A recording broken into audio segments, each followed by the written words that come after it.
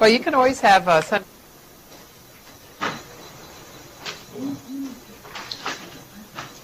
So I guess this is going to extend. Are we ready to go, Michael? Okay. Good evening. This is our last session for the semester, and it's a great way to end with a good friend of many years, Bill Plante of CBS. Bill and I met in a course with Richard Neustadt, the presidency class that Richard Neustadt was giving at Columbia University some while ago, before a few years, yeah. Yeah, before he went to Harvard, and so we've kept up with one another over that time, particularly in these last few years since I've been housed in the basement of the press room, where Bill has been covering presidents since the 1968 presidential election. He first started on the presidency, correct? Mm-hmm. And then has been doing elections and the presidency itself in the White House, as well as you did State Department for a while. So can you tell us about your career, how you got into broadcasting, and how you landed at the White House? Hello, Towson. Hello, UC. I'm delighted to be here with you. I started, like most people who get into their line of work, it was not entirely planned. It was a bit of an accident. I started law school. I was going to be a lawyer because that's what my father wanted me to be. He was a Depression child and thought that everybody should have a profession so that you never had to answer to the man. And so I went to law school for 6 weeks and decided I hated it. I quit. And I almost got chased out of the house. I knew I couldn't stay there. I had to go find a job somewhere. And I got a job in Milwaukee. I'm from Chicago, as a television announcer. But I also did some news reading on the side. I'd had a little radio experience as an undergraduate. And I got very interested in news. The horizons seemed somewhat limited. I started applying for jobs in New York and looking for ways to get out, and I found this fellowship at Columbia, applied for it twice, got it the second time. It was to study whatever you wanted for a year at CBS's expense. So I matriculated into the political science curriculum and had a great year and managed to talk my way into a job at CBS News at the end of the academic year. So I've been there ever since, which is a little bit of an anomaly in today's media world, where people frequently change jobs. However, I've never been really motivated to change because I've always had interesting assignments. I covered the civil rights movement first, and I covered Vietnam. I was there 4 times, and I've covered politics mostly since the late 60s and really since the late 70s. And I've covered the White House since the Reagan administration began in 1981. I covered that for 8 years, then 4 years covering state, then back at the White House until now. So I've had a chance to watch history being made over a number of years in a number of different styles. I find it fascinating, particularly because it's about how people use power and about how they exercise the levers of government. And I'll leave it there and let go wherever you want. Let's start right there. As students of presidential power, and here you have a class that's interested in the presidency. Talk about that. Talk about what you find is continuing in a presidency. What things just reappear from one administration to another, and what things seem to be personal to a president? The presidents I have covered all have come to office believing that they can affect change. They leave office having changed some things, if they're lucky, but usually not anywhere near as much as they set out to do. Their personal styles were all somewhat different. But the conviction that they carry into it is usually some measure of how well they do. I would start with Ronald Reagan, and I would end with Barack Obama, who we can't judge yet, but we see what his conviction has driven him to undertake in just the first couple of months. Reagan was relatively successful, although he was a hands-off manager. He simply communicated what he wanted done or what he believed to the people who worked for him, and some of it did get accomplished. You also, I think, have to be in the right time, the right historical period, the right moment to get something done. When Reagan came to office, the nation was just coming out of a bout of super high inflation. The tax-cutting message that he had was very powerful, and he was able, with the help of Democrats in Congress, to get a major tax cut passed. Similarly, the financial crisis today is a great opportunity for Obama. In the meantime, you had people like Bill Clinton who complained, not bitterly but ruefully, that there were not enough great events for them to leave their mark. I mean, Clinton often said, and he says it in his book, that if he had had a war, it would have been a very different presidency. He wasn't wishing for one, he says, but wartime presidents obviously have more power. See the Bush administration. And again, how they use that power determines the legacy they leave. In Bush's case, it's turned out to be very difficult because what they expected going in simply didn't happen. And the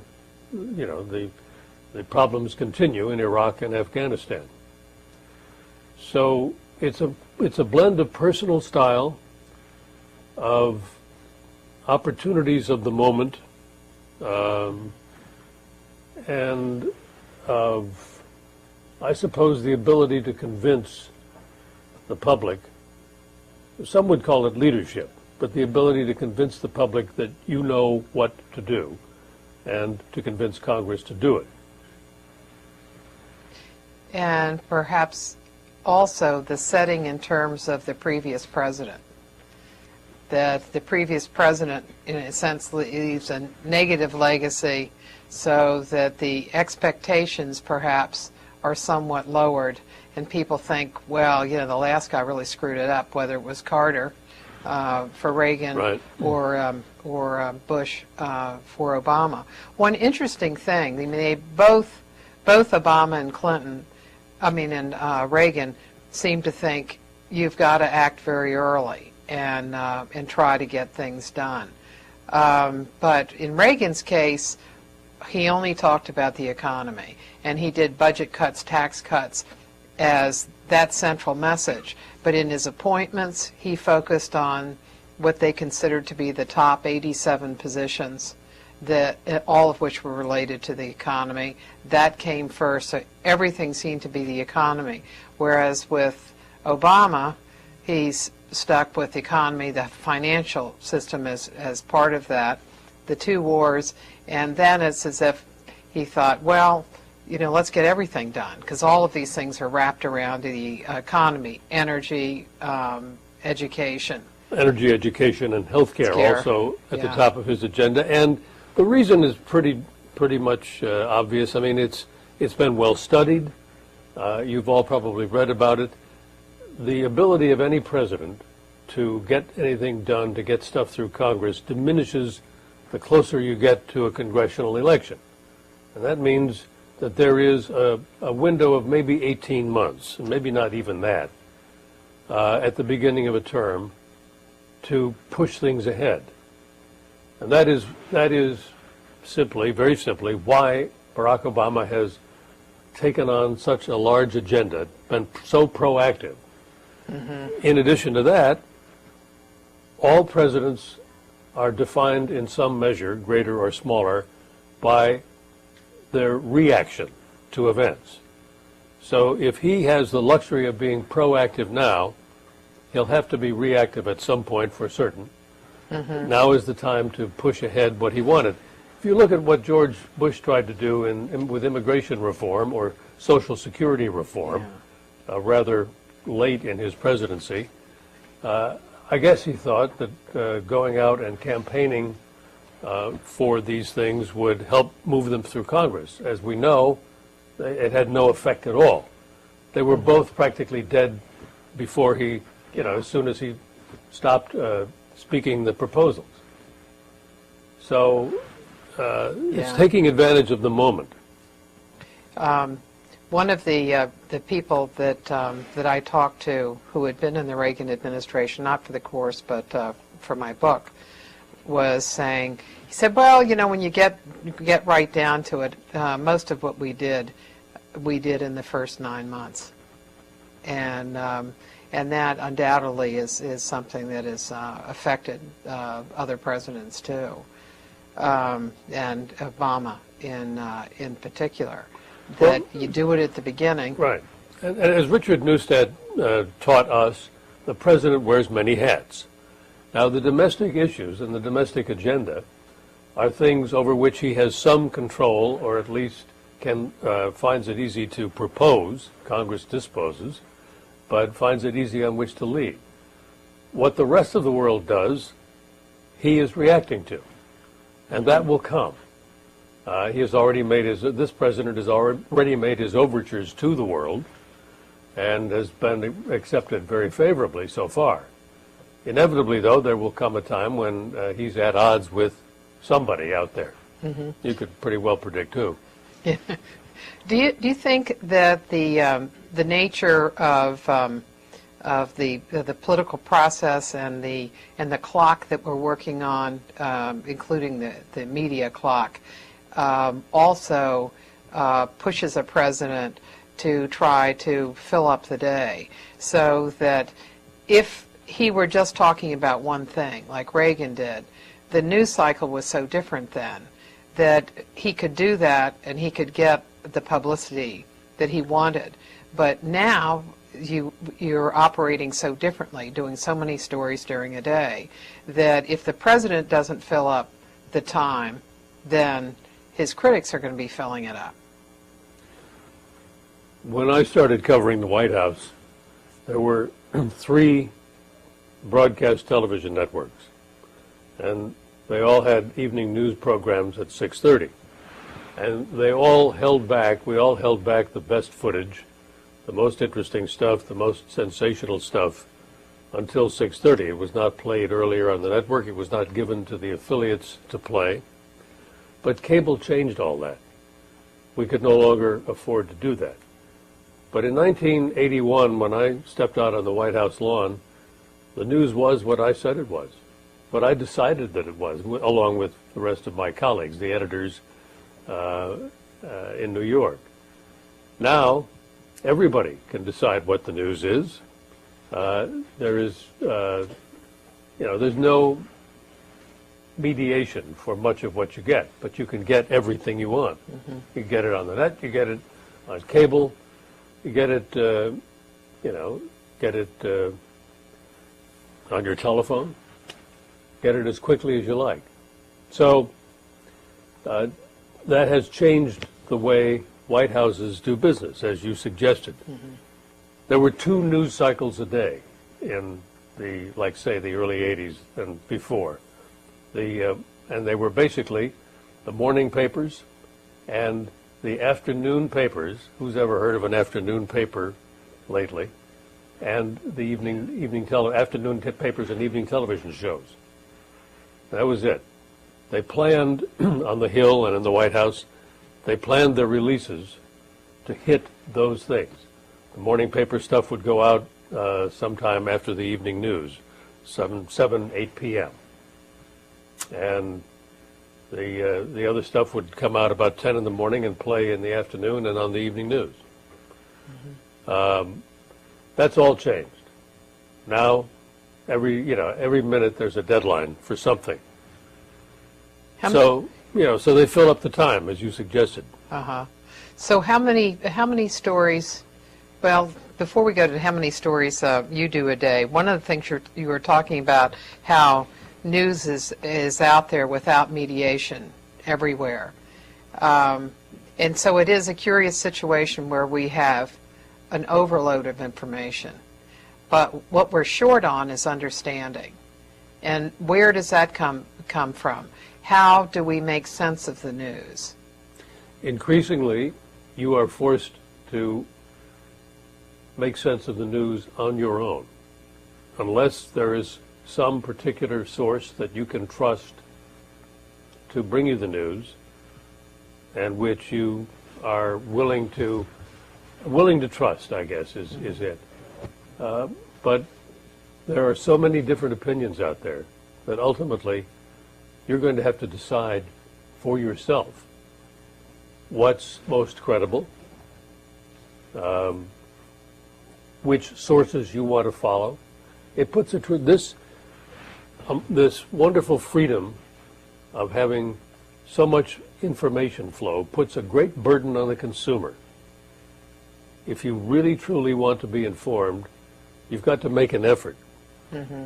You've got to sample various sources. You've got to scrutinize and judge. We always used to say, you'll never get all of the news from radio or television. You really ought to read a newspaper. Looks like there won't be any newspapers left in next week or next year or 10 years from now. And ought to read some small opinion magazines on both sides of the fence, or on all sides, and then make up your own mind what you think. I mean, what you're learning to do here is to think critically. And that's the one sad thing about the torrent of news we have. People accept it and don't think critically about it. So the responsibility ultimately is yours. Now look, it's still our responsibility to provide a product which is fair and which covers the subject matter, but you have to be the judge of how well we do it. In the early period of your career, in the stories you were doing, you provided the understanding, because you could provide the background on things. When you did a story at night, it was a longer story, and you could go into what had happened in the past and what did it all mean. Was it a change? What kind of change? What's the road ahead? How long were those pieces, and what information did you feel that you needed to put into a piece, and then how has that changed today? That's what my former colleague Dan Rather used to call context and perspective. It was a favorite term of his, but it was a good term. Mm-hmm. There was a paper done by somebody at the Kennedy School probably 15, 20 years ago now, a graduate thesis on the shrinkage of television news. Television news used to use sound bites that were, believe it or not, 20, 25 seconds long. Now, 10 seconds is a long sound bite. 5 is more like it. We used to have 3 minutes sometimes for a piece, maybe 4 minutes. Now the maximum probably is 2, unless it's a very important story, in which case you might get 3. Mm-hmm. And of course, truncating it like this means leaving things out, like the background details. You'll still find in some newspapers, like the New York Times and sometimes the Washington Post, the LA Times, you'll still find stories, long stories with a lot of background about how whatever they're discussing came to be, with some of the history. You don't find that very often on television, except occasionally on some of the magazine programs. 60 Minutes can do that sometimes. Mm-hmm. But generally it's not there. And again, it places the burden on you, if you're interested, to find out. On the other hand, finding out isn't hard. If you want to know more about a particular topic, all you have to do is type it into the Google subject line, and you'll get, 6 million hits, and you can study them for a while. Yeah. How does the audience vary what kind of audience did you have in, let's say, in Reagan's time? If we compare early Reagan with early Obama, what was the size of your audience in the nightly news? What's the size today? And were people's watching habits different? For example, did they sit down? I mean, in a sense, was it a national moment? Was the evening news a national moment where everybody stopped what they were doing, sat down, listened to what was happening for that day, and it was something that was commonly shared? Well, it wasn't quite a national moment in the sense that, say, American Idol is a national moment today, or that, 30 years ago, Who Shot J.R. was a national moment on television. But it was. I mean, because it was the only place to get comprehensive national and international news. And we had audiences, each network of the three had audiences of around 10 million people, between 9 and 10 or between 7 and 10, depending on whose ratings were up and whose were down. Now, we have 3 million, ABC has 4.5, and NBC has 5. Mm-hmm. So it's roughly half what it was. And, the reasons are obvious. But the audience has, in spite of all of our efforts to attract younger viewers to the evening news, the audience is basically 50 and over. And there's a reason for that. People who are who have young families, who are working and on the go, don't have time to sit down generally at 6:30 and watch the news. I mean, we've done all kinds of surveys on this and concluded, I think, finally, that our audience is what it is. But then the question is, by the time you are 50 or 55 years old, will you be watching the evening news, or will you be headed to your computer or having something dumped directly into your cortex? So, the audience is going to go away sooner or later, probably.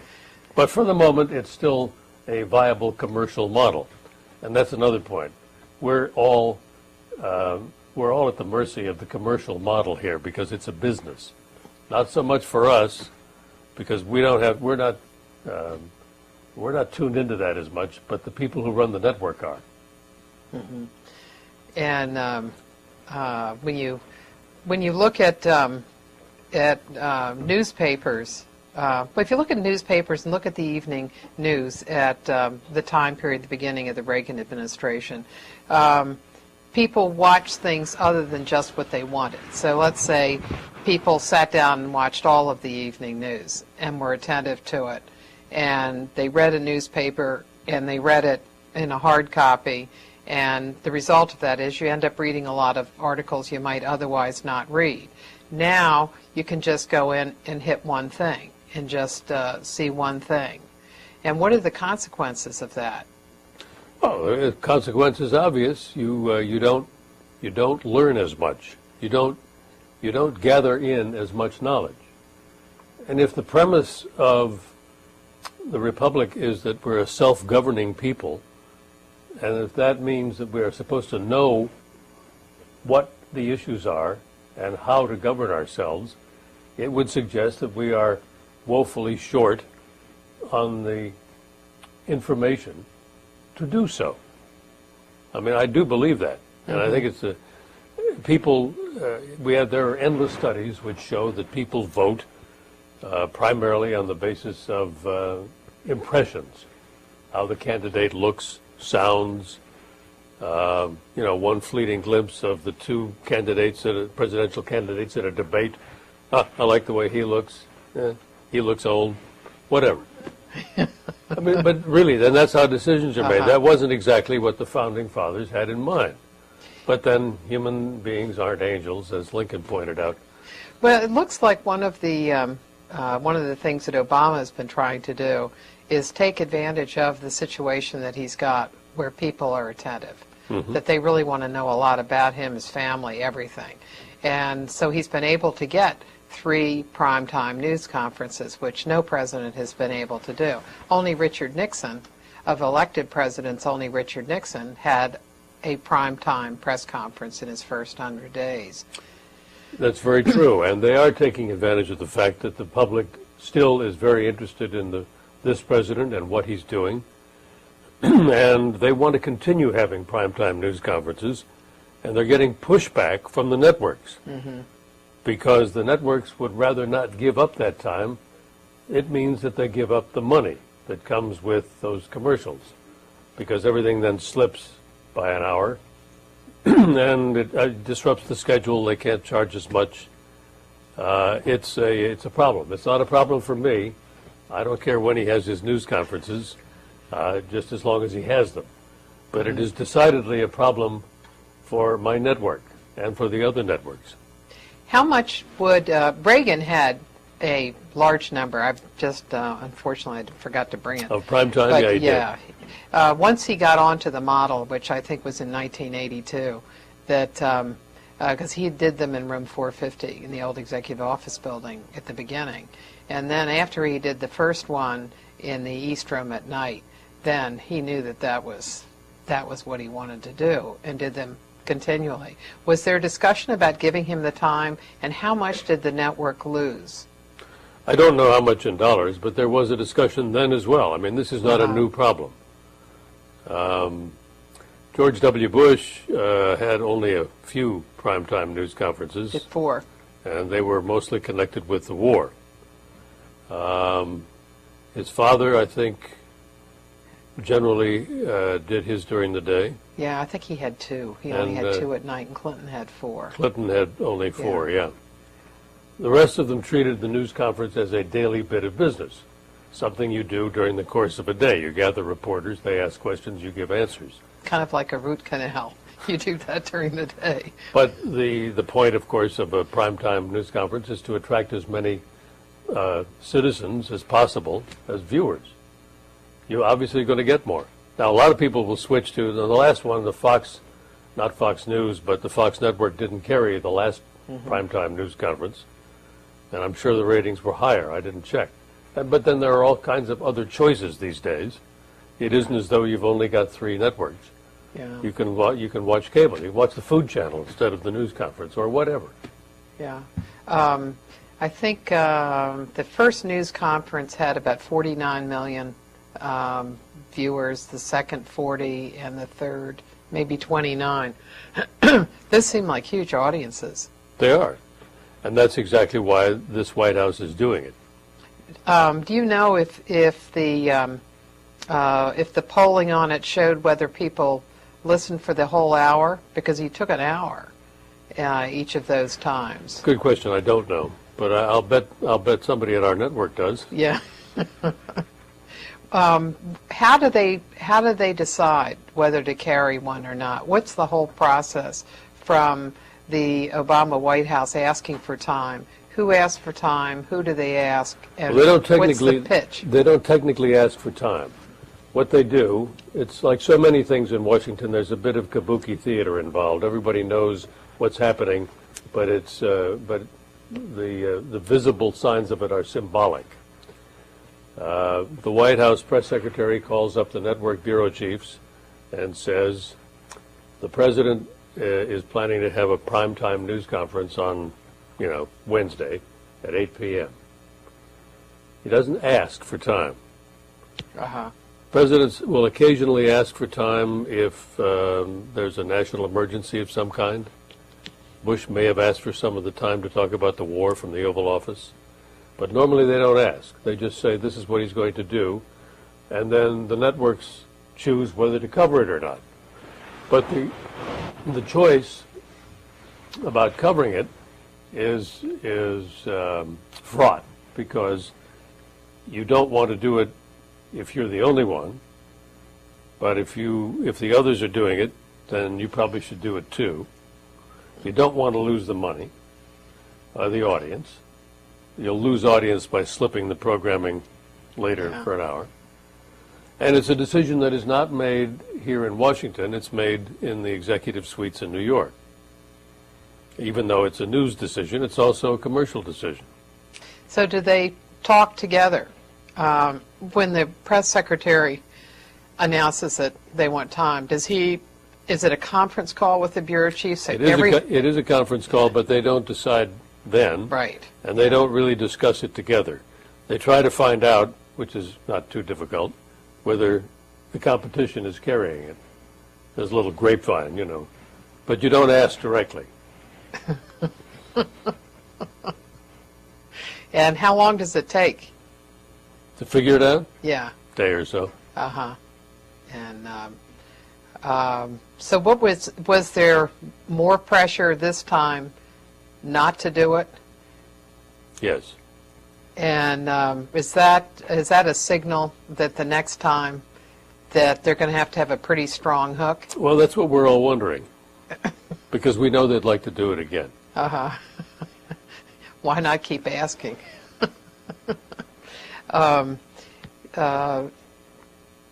Do they usually, when they say the press secretary is saying that he's going to have president's planning on having a press conference, would he then say, and this is the reason he wants to do it, that he wants to talk about X, Y, and Z? The press secretary might well say he plans to talk about X, Y, or Z, health care reform, whatever. Yeah. But he won't make that the absolute condition of having it. He'll just, I see. that's something that he would, A sweetener. yeah. Because it would seem if you've got a hook then of why you're going to do it, that the likelihood would go up if. They usually tell us beforehand, although not always a long time beforehand, what the opening statement will be about. Mm-hmm. How do you decide what question you're going to get? Well, I'm glad you brought that up, because one of the most oft asked questions of me is, do you submit your questions in advance? The answer is no. On the other hand, it'd have to be a pretty dumb White House press staff not to be able to figure out what we will ask, except for the occasional off-the-wall question. I recall the late Mike Deaver, who was an associate of Ronald Reagan's, once said to me after a press conference, he was kind of gloating, he said, "We got every one of the questions that was asked tonight except Sarah McClendon." Sarah McClendon was an elderly woman who had served in the Women's Army Corps during World War II, who was a feisty reporter until she died a couple of years ago, and wrote for a bunch of Texas papers. And at that particular news conference, President Reagan was about to wind it up. And he said, he saw her in the corner doing this and said, "Oh, okay, Sarah." And she jumped up and she said, "Now, Mr. President," she said, "you know down that Army base in Brownsville, Texas, they're stealing the government blind, and I don't want to know what you're going to do about it." It was a little more, it was like that, but even more detailed. And Reagan, who was nothing if not quick on his feet in that sense, said, "Well, Sarah, I'll have the boys look into it." But they drill the president before news conferences. And the staff loves this because they get to be impertinent with the president. They'll do it in a setting like this, usually the family theater at the White House. And they'll put him up in front of a lectern, behind a lectern, and they'll all sit there and they'll ask questions, the kind of questions they think we will ask. It's not that difficult. We're going to be on the main topics of the news of the day. And we'll then go back to controversies that are out there. Mm-hmm. For example, in the Obama administration, it would be the torture memos. You can think of a lot of things. And what we do, if we know we're going to be sitting in front of him at a news conference, is make a list of questions, because you don't know the order in which you're going to get called on. So the best stuff will go early. The Associated Press and Reuters, the two wire services, always have the first two questions. So after that, it's random as far as we know. although this president usually works from a list. They all have, by the way, a seating chart on the lectern. And I think Reagan did it, and Bush 41 did it. They'll look down at the seating chart and they'll say, Bob, and point. And the person who stands up won't be Bob. Because Bob didn't come, he sent George or Jane. But this president gets from his press secretary a list of people to call on. We don't know who's on it. For example, when he was in Trinidad a couple of weeks ago on a Sunday, having a news conference, I was back in the work area because we didn't have that much time to do a piece and get on the plane and come home. And I'm watching the news conference, and he says, okay, let's see, Bill Plante. Bill? Bill's not here? I'm shocked. And, you know, his staff didn't bother to check to see who was there, whether the people on the list were there. Sometimes they do, they will tell reporters. I assume with the networks, you all know you're going to get called on. Usually. Because, you know, Well, after all, if they're you mad all at- are providing the time. If they're mad at us, they may stiff us. Clinton used to do that. I mean, if they're mad at a particular reporter or a particular network or newspaper, they may just stiff you, not call on you. Yeah, I remember one where Bush was in the old executive office building, and he would just go down the rows. That's the way he liked to do it. And Dana Milbank had written a piece, because he was then covering Bush, covering the White House, and he had published an article just a few days before that was titled "Taking Liberties with the Truth," and it was about President Bush, and Bush went right over over Dana Milbank. And I remember too with Clinton on a press conference. It was I think it was his first solo one after the Monica Lewinsky story broke, and it was several months later, and it took him some while before he was ready to deal with it. And Scott Pelley of CBS was in the briefing room, just unrelenting day after day on McCurry about the story, and that you were the second CBS seat, and so you were farther back, and so Clinton called on you before he called on Pele, and he also called on Mark Knoller, who was CBS Radio, before he, at the very end, called on Pele. But McCurry said for that press conference, and for all of them, they didn't tell him who he should call on. I mean, he said, you know, he knew how to work a room and how to deal with it. So he didn't have a list, he had a chart, but not a list. But say on that last press conference that Obama had, I know one reporter they called. It was a reporter who would not have figured out that the person was going to get called on, and I think they didn't want her to be in a position where she all of a sudden was called on and Didn't have a question.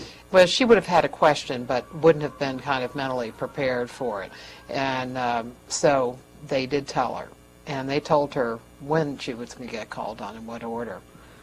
There was a Jimmy Carter news conference once where I was watching it. I wasn't there. Bob Schieffer was our White House correspondent then. And in those days, there was absolutely no decorum. It's been kind of imposed since. Everybody was jumping up and down saying, Mr. President, Mr. President, Mr. President. And they did this reflexively every time he stopped talking. So finally, toward the end of it, he called on Schieffer, and Schieffer didn't have any more questions. So he said, Mr. President, what about the Russians? And whatever the issue was, Carter gave him an answer that actually had news in it. So sometimes you get lucky. Well, what about the questions in the briefing? How do you decide what you're going to ask at the press secretary's daily briefing? Depends. If you are working on, we usually know by 10 o'clock in the morning what the evening news wants to focus on. So, which particular story of the day. So we are likely to ask the press secretary about that. as opposed to any other story that's out there, so that we can be sure to have something on camera. Can you walk us through your day, starting out with what newspapers you read, when you get up? We've been doing everybody's routine, and Okay. which are I don't think it's that interesting, but I'll tell you. okay.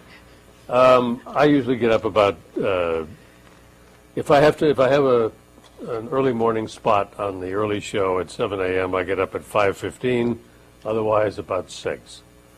And if I have a spot which I will have written the night before, unless they've decided to change it overnight, in which case I would do a new track from my home. I've got a microphone set up in the house so that I can feed audio to the studio. And I'll get to the White House at either 6:30 or 8 o'clock, depending on whether I have a piece. I will quick look at email, quick look at the paper copies of the Times and the Post, which I'll have with me. A couple of quick glances online, like Politico. Do the piece, and then read the papers. In this administration, there's no early briefing. There's only one a day.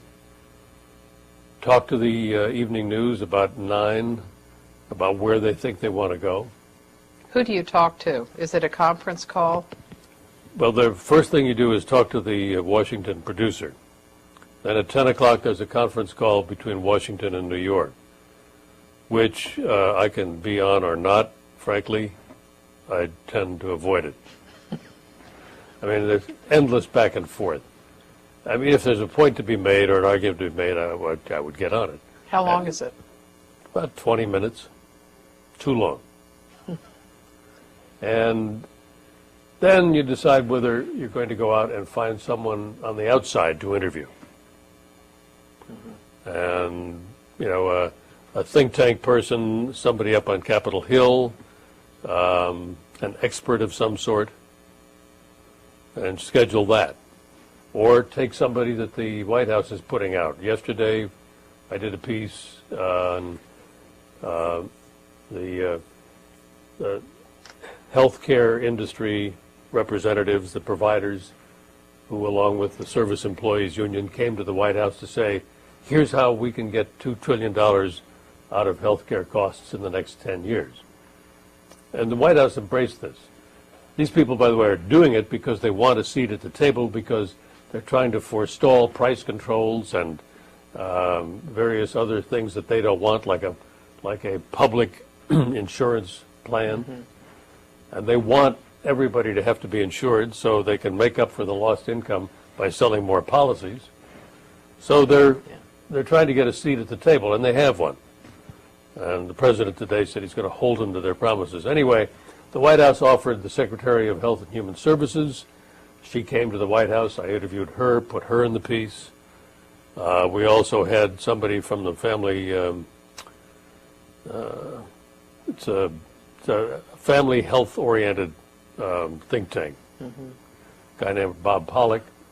One of my producers went and interviewed him.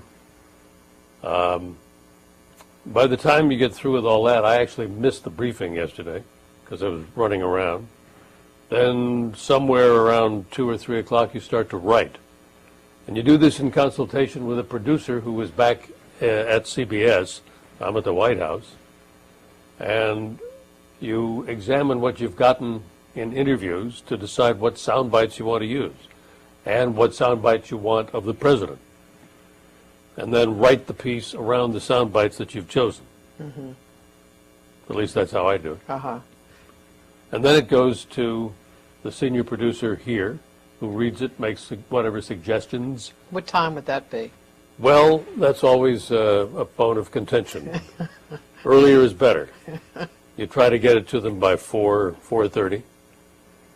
They send it to New York. New York then, adds its 2 cents. Sometimes we think it's stupid. Sometimes they actually, make a change for the better. We record it, somewhere around 5:30. They have an hour or so to cut it. They do the video. The tape is the editing is all done on Avid computers. They're trying to convince us to use Final Cut Pro, but we're still using Avid for you Mac fans. And then at 6 o'clock, you do a live open or live tag, or not. Sometimes they're all on tape. I mean, at 6:30 when the show goes on the air. And then I also do probably more morning show stuff. You write that in the evening, in the afternoon, and then I go home because I can update it if I have to from the house, from the track. Do you find that, say, after the news has been on, that the White House, that somebody from the White House might call you? That happens from time to time. What kinds of things seems to, I don't know, get under their saddle? And I'm assuming when they call you, it's not to say that it was a really great piece. No, I don't remember hearing that. I call to complain if they think you were unfair. I can't think of a recent example. I haven't gotten any calls from this White House. I don't think my colleague Chip Reed has either yet.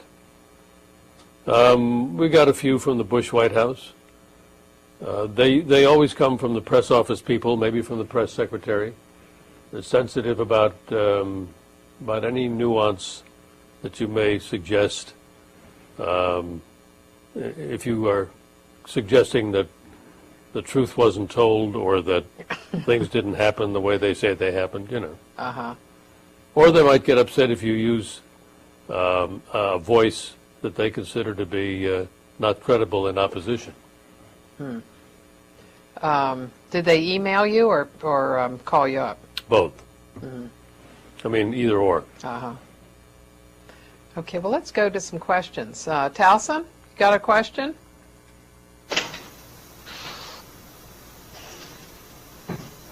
What was the most interesting White House you've ever covered, and why, particularly? Well, it has more to do with what happened during a given administration than with who was president. Because I'm fascinated by how all of them used their power. But you look back at, for example, Ronald Reagan's efforts at arms control. Everybody thought he wanted to just press the button. You know, that was the image of him going in.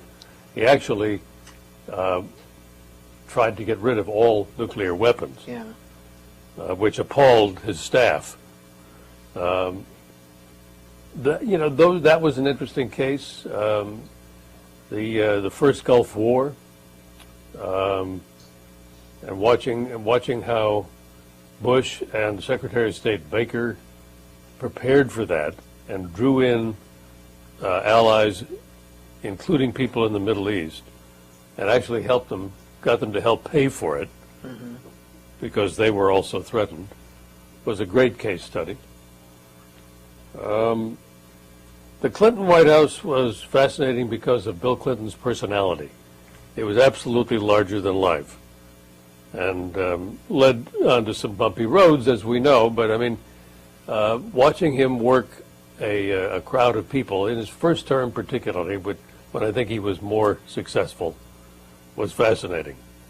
And then, of course, the war with George W. Bush, and the way that was. I remember the run-up to it, believing that they didn't really have the evidence, but wondering if it would ever come out. The idea that there were so-called weapons of mass destruction. There weren't. I know you asked me what was the most interesting, and I can't really pinpoint one over another because I've enjoyed the whole process. But the personalities are great fun to watch. That's for sure. Yeah. I mean, in this White House, it's a whole generational shift, and just this enormous energy. So you gotta enjoy covering it, no matter what happens. When you were talking about Clinton being larger than life, I remember an incident that took place in August of 1996 when he was running for re-election.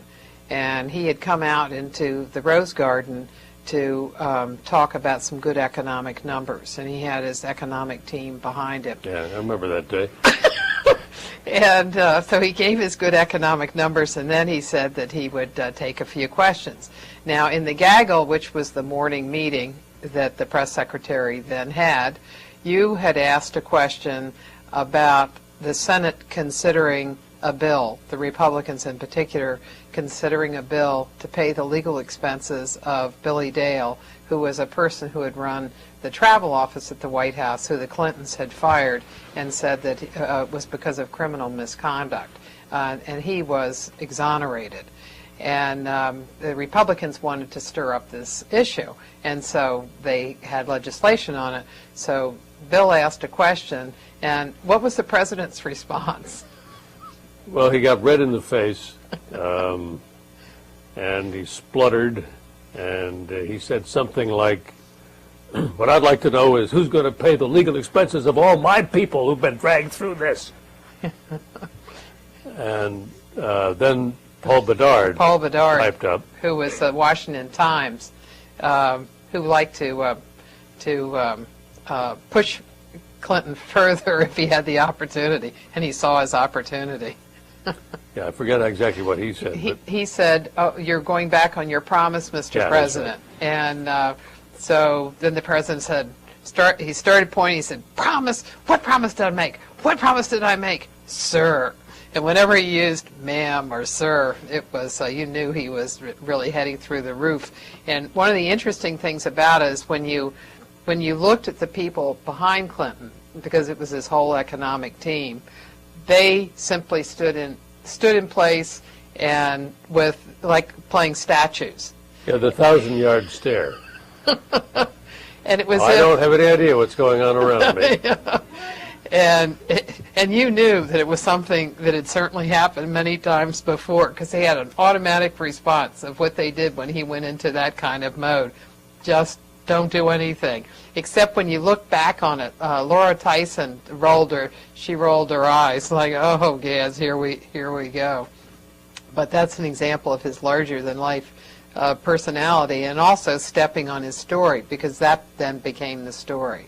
Oh, yeah. But he then talked to you afterwards, didn't he? Well, George Stephanopoulos, who was then the communications director, pulled me aside and said, "Can you come here for a minute?" I kind of knew what was coming. He pulled me out onto the portico next to the Rose Garden, and there was the president. He said, "I shouldn't have erupted like that." I said, "Well, you can do whatever you want. You're the president." I said, "No, I shouldn't have done it." I said, "Okay, thank you very much," and let it go at that. But he did not say the same thing to Paul Bedard. No, he didn't. Yeah.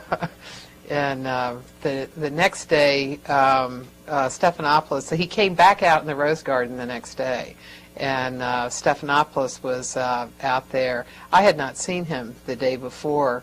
I said, "Where were you when your president needed you yesterday?" And he said, "I was there." He said, "I heard him beforehand, and I heard him afterwards." So you all have a question? Somebody got a question? Yeah. You had talked earlier about the types of news stories that are coming out now, and the cable networks are sort of, while making stories easier to get, and we're still not able to understand as much anymore. Do you think that the networks are sort of propelling this because, like, inventions such as like the ticker at the bottom, we just get like like 5 words of a story, or then like CNN.com has like 3 bullet points, so you don't even have to read the story at all. Do you think that sort of like adds to like us not understanding anything? We just, out of a whole story that could be 500 words, we read 20, and that somehow now we know. Well, it is part of the problem, isn't it? You would have to, if you're truly interested in the story, find somewhere where you can read it in some greater depth. But everybody, and the cable news people, and and the online sites are all doing this, put so much information on the screen because they want to be able to have you look at the screen and say, okay, financial news, the ribbon that runs below with quick headlines, 3-word headlines, subject, object, verb, object, sometimes omitting the verb. Gerundives are very popular, but don't get me started on that. It's information clutter. Now, I'm not going to say it's wrong. I'm only going to say that it probably impedes immediate understanding and requires more effort to go find out what's going on. But I do think it contributes, yes. Do you see any way out for people? Do you see efforts being made by some news organizations? PBS, obviously it's, I was just going to say, yeah. Yeah. Hey, look, if you want to watch interviews with newsmakers and news presented thoughtfully and in some depth, all you have to do is turn on the NewsHour every evening. But you then have to sit there and watch it. You can't sort of take in a program like the NewsHour with one ear while you're doing 3 other things, whether it's studying or eating or on the phone. You actually have to pay attention. Imagine that. Mm-hmm. But you can learn a lot. And NPR probably does the best job on radio of doing stories that are informative with some depth and some background. I mean, there are plenty of good headline news services, and I think CBS Radio News is great for headlines. And the 2 longish daily newscasts on radio at 8 a.m. and 7 p.m. are pretty good. But for much more extended coverage, NPR is great. I mean, it's out there, it's available, but you have to go get it. It won't come to you. I mean, there are some things you can have pushed to you or pushed to your computer, but you still have to make the effort to digest them. Mm-hmm. Towson?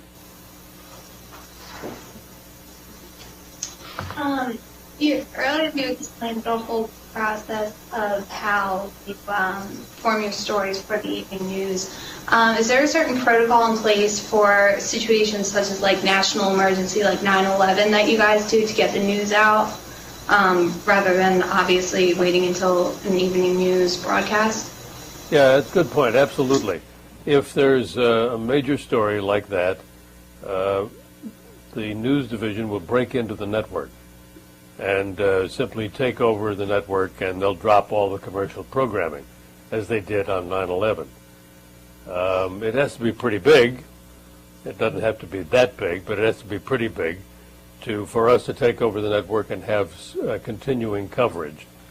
There was a time when we did it more often, but now that the cable networks do it all day long, we do it less often. But if the story is big enough, we will still do that. Is there a framework for how you do it? Like if it's going to be a story, a Washington story, is there a certain way that it's set up, and if it's at the White House? Well, I should take it one step further. Yeah, I mean in the case of a big story, everybody will probably agree that you want to break in the network and keep carrying it. But if there is something that pops up, say the president is going to make a really important announcement, as opposed to just a regular routine announcement, we may then do what we call a special report, which means we break into programming with an anchor in New York and somebody on the scene here at the White House or on the Hill, whatever. Take the event or part of the event introduced from New York, maybe with something from someone at the White House, and then wrap it up and go back onto regular programming. That's cutting into your soap opera or your game show. Mm-hmm. And there is it's a judgment call that's made by the executives, but in New York? Yeah, in New York. And mechanically there's a way to do it. You have to you notify the affiliates that you're going to do it, and then you do it. And but yeah. Question here? Administrations are frequently selective with the information that they put out, but particularly in the past couple of administrations, there's been sort of a tendency to obfuscate or at times even deliberately mislead the press. What does that do to the press corps? Well, they're all very selective indeed. I mean, and I should note immediately that this administration is no more deliberately forthcoming than the last one was. And you don't expect them to be. The information that they give us in the daily briefings tends to be pretty anodyne, pretty bland stuff. And when you ask direct questions, they simply talk around them. We're used to this, perhaps too used to it. We get criticized for sitting there and just listening and not jumping up and screaming. There are many people online who think we should jump up and take them all by the throat. You probably won't see that. It's incumbent on us to point out when they are evading the question, or particularly if they're being misleading. You talk about misleading, you take me back to the run-up to the Gulf War, to the, I don't mean the early one, I mean the Iraq War. And not everybody who gave us information knew that it was misleading. Some probably truly believed what they were told. But the people at the top either knew or should have known. And that's been pointed out. But I guess it goes with the territory. You expect them to put things in the best possible light. And then it's up to us to sort it out. How well we do that is a matter of some discussion. And I'm sure that there's always room for improvement. But believe me, I don't think anybody in the room takes anything that is said totally at face value. I've been at this game long enough to know that there's almost no decision made in any White House without some consideration, usually a primary one, of the political consequences. So you delude yourself if you think otherwise. So you look for the political consequences. And also a sense of how they're going to sell it. Yeah. And what the publicity around it is. In thinking about the briefing, what information comes out, tell us about the press secretaries that you've dealt with over time, and what you think are the important qualities for a press secretary to have. It's a difficult job. The press secretary works for the president and represents the president to the press and to the wider world. But the press secretary also is there to help the press. But that's secondary. That's a second-order position. His main job is presenting the president to us. And there are some conventions that have grown up that allow press secretaries to say that they know something but aren't going to tell us without being that direct. I have nothing for you on that. I don't have anything on that at all. Suggests that they know, but they're not going to tell you. There are a lot of ways to obfuscate the fact that you don't want to say, you don't want to respond to a question. Some are better than others at doing this. In my view, the two best press secretaries in my time were Mike McCurry, who worked for President Clinton, because he was able to communicate to us that he understood that he was in a difficult spot, but to convey to us that he would never put his own reputation at stake by deliberately lying to us. We all believed that, and I don't think he ever did. At the same time, he had to serve his president, whose actions he quite clearly, although unspokenly, disapproved of. The other would be Marlin Fitzwater, who was press secretary for President Reagan in the second term and for all of Bush 41. Fitzwater, because he spent years at the Environmental Protection Agency, he thoroughly understood the bureaucracy of Washington. He knew how it worked. He knew where to get answers. He was cordial with us, never nasty, very easy to get along with, and very forthcoming in private. Most of the information that you get is not what you get in public. It's what you're able to get in private. And it's not that they tell you things outright, but you can get a wink and a nod. You can get something that's on background that you can't put their name on because they don't want their face attached to it. And that's always helpful. It is, however, confusing to the public. You get onto people get annoyed, and I don't blame them, at the idea of sources, background sources. Administration sources said today, a high State Department source said, a government official. Well, what's that mean? It means that I'm asking you to trust me that the person that I got the information from gave good information. Mm-hmm. And that's a difficult spot to be in. But it is a convention that has grown up in Washington because nobody wants to get ahead of the president.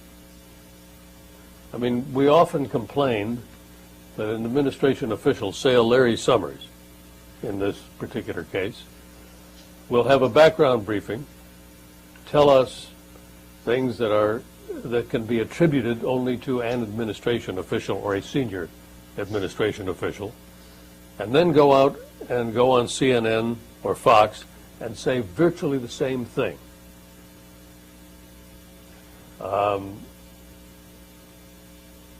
The reason they do that is that they've been authorized to go out and speak for the administration there, but not necessarily to us.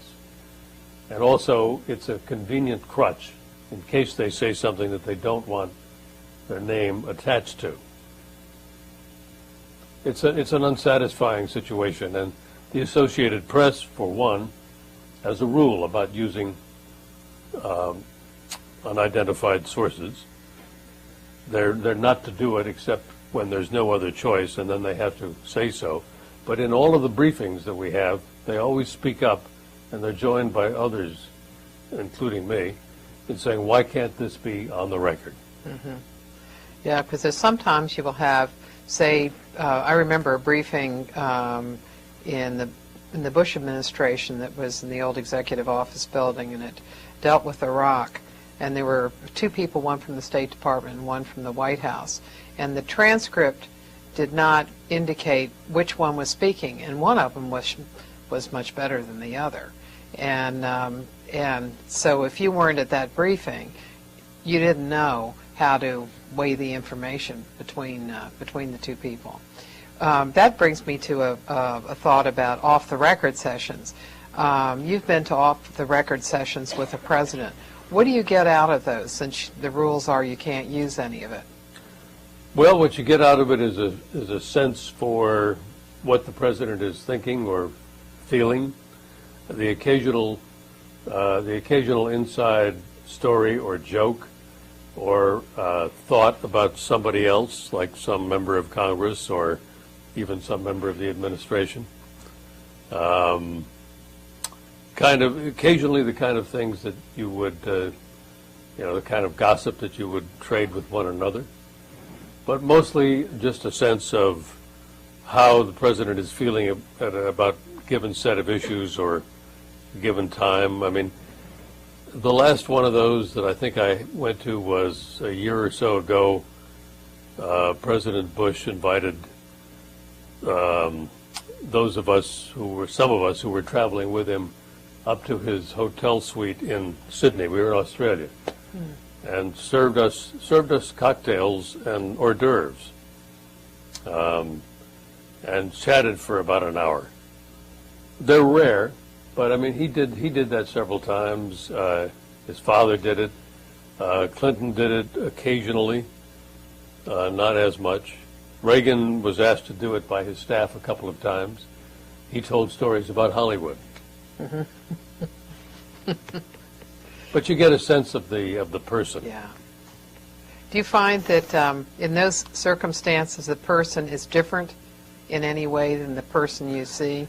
No, I mean particularly if you've covered a president for a while, you've come to your own judgments about kind of who he is, and they're not usually that much different. You don't say, "Oh, I didn't realize that."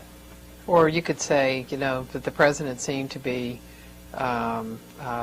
quicker on policy than you might have thought he was, or something like that. Towson? Yeah, in the front. You mentioned a lot about the Reagan administration. My question for you is, would you attribute a lot of Reagan's media success and public success to his ability and the man himself, or more to his well-known staff behind the scenes like David Gergen, James Baker, and Michael Deaver, or a lot of both? Well, it is some of both, but it would never have happened if Ronald Reagan didn't have the utter self-confidence that he possessed. He was one of those people who never had any doubt about who he was. He had, as far as we know, no inner demons. He was very comfortable in his own skin, and he believed what he believed. And so he was able to be utterly sincere with the polish of an acting background in his delivery of that message. And it was definitely facilitated by people like Mike Deaver and Gergen and Baker in choosing venues. For example, when after the recession of '82, housing starts began to tick up, they wanted to publicize this. This was good news. I mean, so Deaver found a construction site with a house that had been framed out, but yet had no walls, and put the president there in a hard hat to deliver this message of encouragement about how, we're coming out of this recession, housing starts are up. I mean, visually it was brilliant. And then Reagan, was the other half of the package. But to answer your question, sir, I think it would never have been possible without someone like Reagan. Anybody here?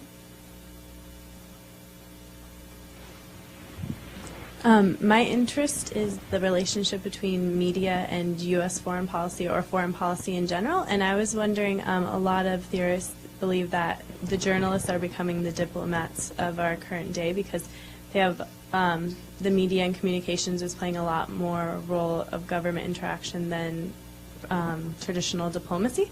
So I was wondering, in your coverage of international affairs, did you ever feel the temptation to mediate or weigh your feelings on the event in your reporting?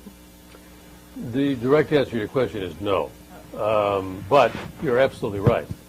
The fact that a message is conveyed very quickly doesn't go by diplomatic pouch or cable anymore. Even as long ago as 20 years during the Gulf War, when I was traveling around with Baker as when he was Secretary of State, he knew that what he said in Damascus would be on CNN in every other capital within the hour, just as soon as they could get the tape back. And he was sending messages that way, absolutely. And they still do that, because they know that the cable networks are watched in every foreign ministry, in every office on Capitol Hill, and it's kind of an instantaneous communications system. There are people who once were reporters who have become columnists, like Tom Friedman, who was on the beat with me back 20 years ago, on covering state, who are influential, or a person like James Hoagland, who writes for the Washington Post, who visits regularly with other heads of state. I mean, and not that he is, but with heads of state in other countries, and writes about it. Those people can and do influence, I think. But I don't see it so much, except that now that I think about it, reporting from overseas, particularly in an event like a war or a local outbreak of fighting. I'm thinking particularly now of what happened in Rwanda and is still happening in Congo and Uganda. What happened in Somalia 20 years ago.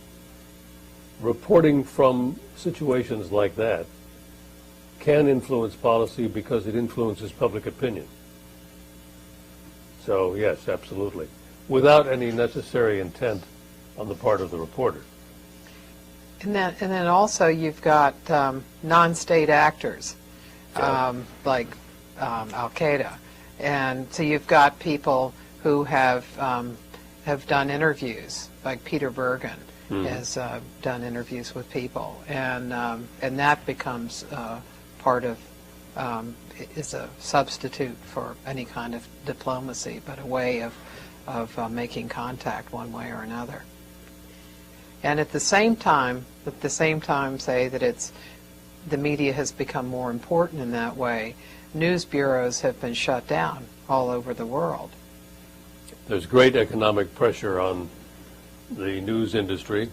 I mentioned earlier that newspapers are closing because they're losing advertisers and readers.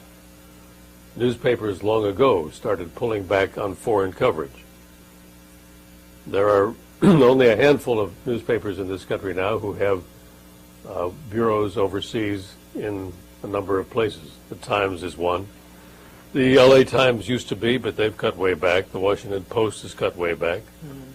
The Christian Science Monitor is now online only. They used to have a lot of bureaus.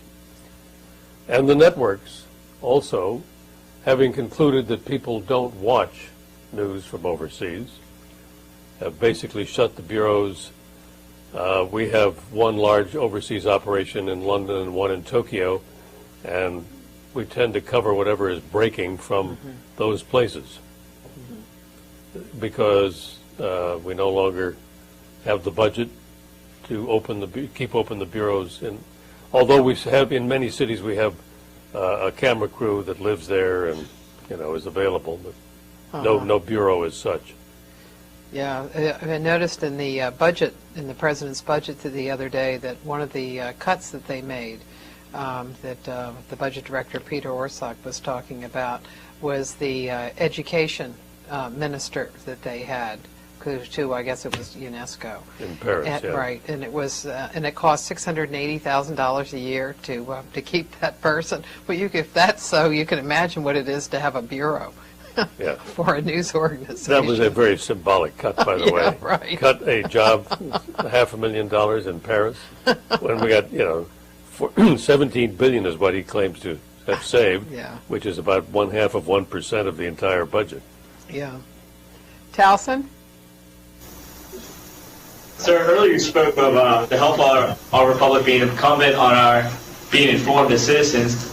But you also mentioned that we have more news available to us than any other generation. So where exactly do you see the shortcoming in comparison with our generation to older generations? And do you have any hope for that or any signs of reversal? Well, first of all, I'm not saying that your generation is any worse than any other generation.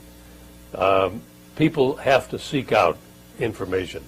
It doesn't just find them. It'll find you more easily than it would find your grandfather. He would have to pick up the paper or turn on the radio. You'll probably, see it on a cell phone or a computer screen.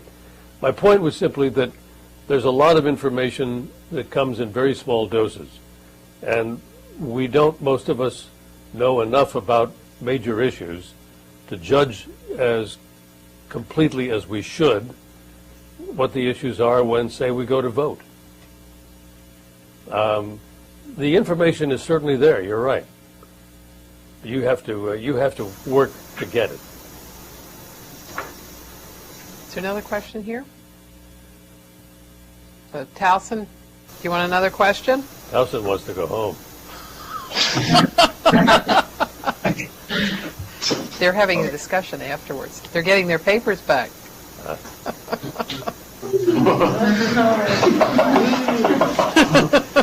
There's a hand in the back.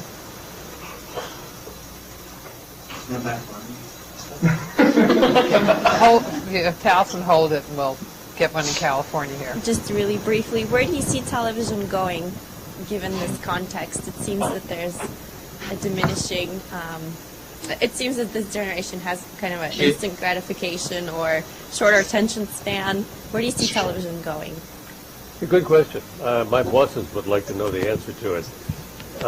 For now, it's still the largest mass audience attraction. It's the quickest way to reach millions of people if you're an advertiser. And it probably will continue to be that for a while. The market is fragmented because of the number of channels out there. But as long as the people with the big money can keep producing programs that large numbers of people like to watch, television as it exists today will probably be around, although what you may see in the near future is a model. People will try to put together a model that forces you to pay more for what you get. I don't know if that will work, but you can see where the economics of the business are headed. Yeah. And that's certainly crucial for newspapers. Well, I'm not talking about news operations. I'm Yeah. talking about television in general. I don't know what we're going to do. I mean, I don't know what newspapers are going to do. That is, as you may know, if you've been looking at the papers at all, much debated at the moment. How do we charge for content that everybody expects to be free online? Another one. Wall Street Journal has, but Yeah. I guess their market's just a particular market that can charge it off. Yeah, Towson? With how media has changed, how would you say campaigning's been from before compared to now? Do you think it's harder now to campaign because it's more competitive, or do you think it was harder then because they didn't have as much media? No, I think it's harder now because of the amount of money you have to raise for advertising. I mean, if Howard Dean's people hadn't discovered that you could raise money online, I don't know where we'd be today. And the same thing was true for the Obama campaign. Obviously, if they hadn't raised whatever it was, 55 million or more online, they would never have been able to be successful in some of those primaries that were crucial. So it is harder today because it requires a lot of money to reach all the markets that you need. And I don't think it's going to get any easier. And I don't think that the campaign finance law will wind up, I don't think there'll be another one enacted. I don't think it's easy enough to get around the one that we have. So money is always going to be the problem for someone who wants to run for office. And running for president is only going to become, it's crazy. I mean, it's 2 years, and $1 billion. But I don't see it changing. Okay. Thank you very much. You're very welcome. Yeah, we appreciate it.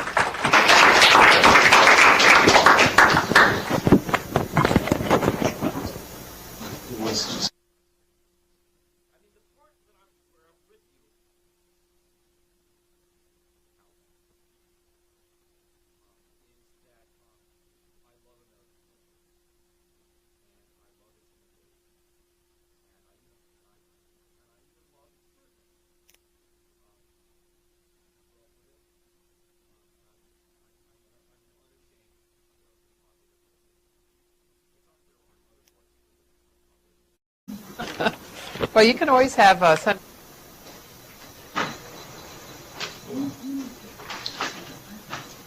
So I guess this is going to extend. Are we ready to go, Michael? Okay. Good evening. This is our last session for the semester, and it's a great way to end with a good friend of many years, Bill Plante of CBS. Bill and I met in a course with Richard Neustadt, the presidency class that Richard Neustadt was giving at Columbia University some while ago.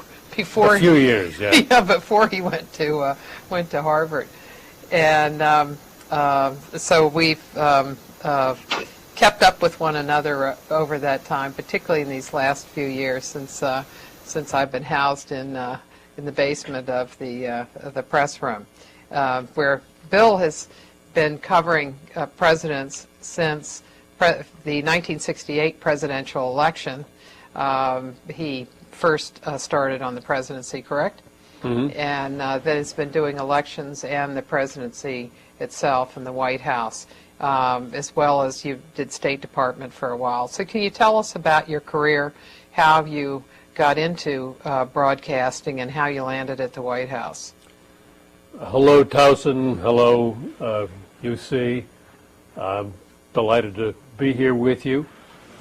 I started, like most people who get into their line of work, it was not entirely planned. It was a bit of an accident. I started law school. I was going to be a lawyer because that's what my father wanted me to be.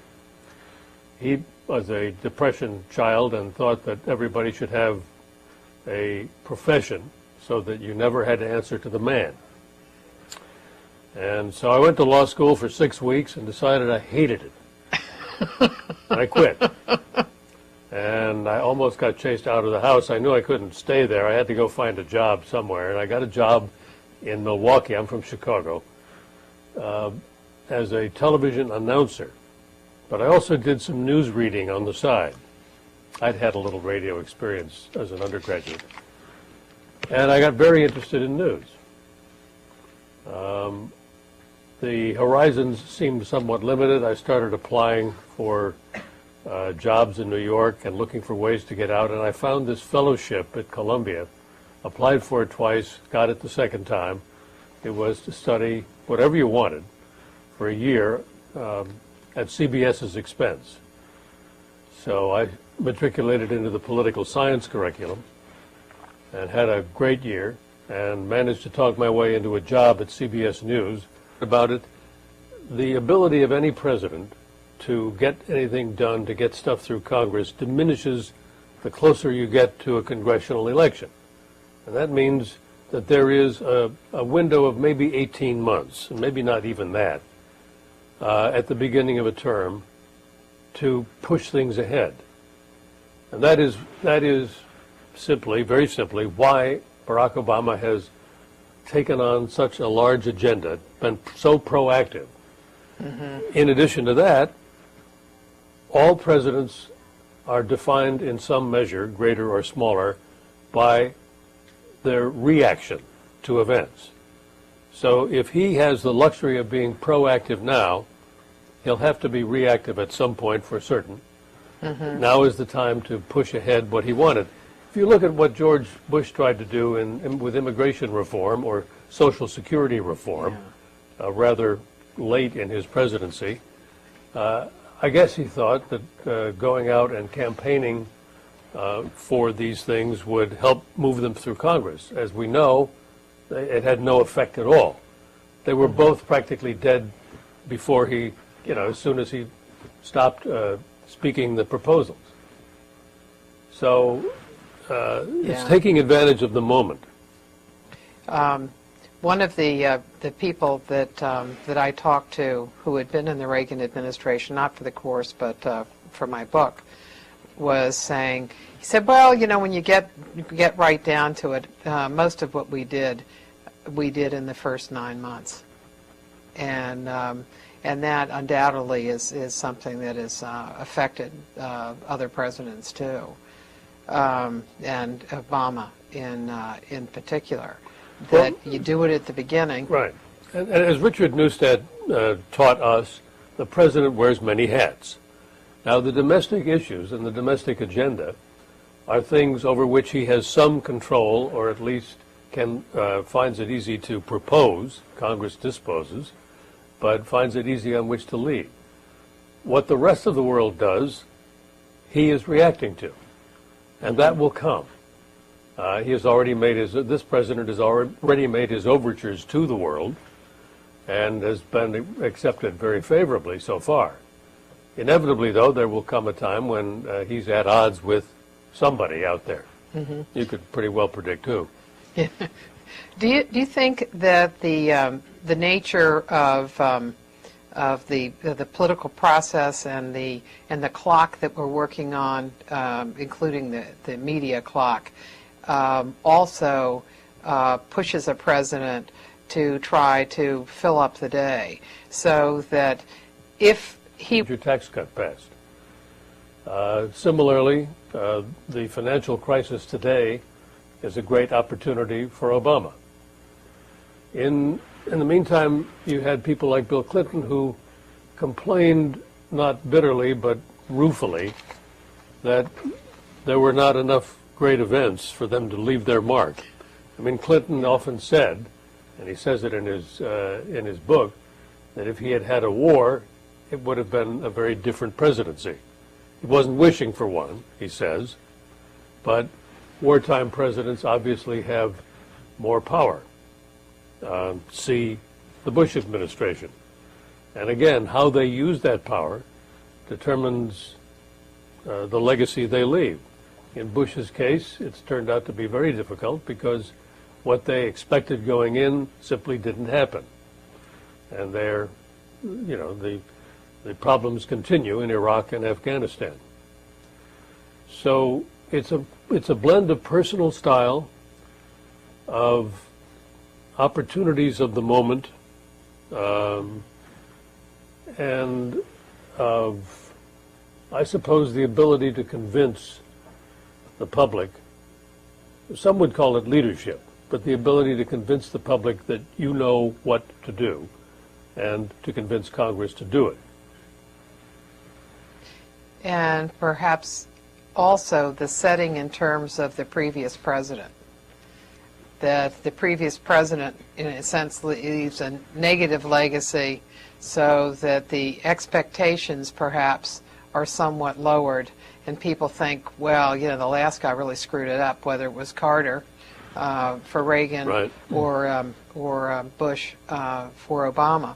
One interesting thing, both Obama and Clinton, and Reagan, seem to think you've got to act very early and try to get things done.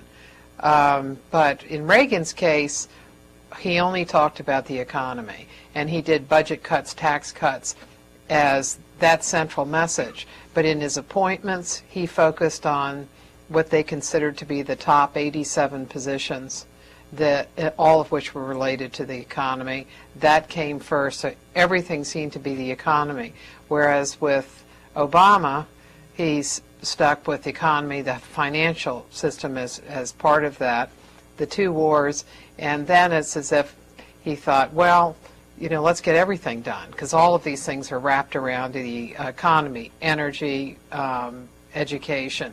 Energy, education, and healthcare also at the top of his agenda. And the reason is pretty much obvious. It's been well studied. You've all probably read it at the end of the academic year. So I've been there ever since, which is a little bit of an anomaly in today's media world, where people frequently change jobs. However, I've never been really motivated to change because I've always had interesting assignments. I covered the civil rights movement first, and I covered Vietnam. I was there 4 times, and I've covered politics mostly since the late 60s, and really since the late 70s. And I've covered the White House since the Reagan administration began in 1981. I covered that for 8 years, then 4 years covering state, then back at the White House until now. So I've had a chance to watch history being made over a number of years in a number of different styles. I find it fascinating, particularly because it's about how people use power and about how they exercise the levers of government. And I'll leave it there and let Oh, this yeah. go Well, wherever you want. Let's start right there. As students of presidential power, and here you have a class that's interested in the presidency. Talk about that. Talk about what you find is continuing in a presidency. What things just reappear from one administration to another, and what things seem to be personal to a president? The presidents I have covered all have come to office believing that they can affect change.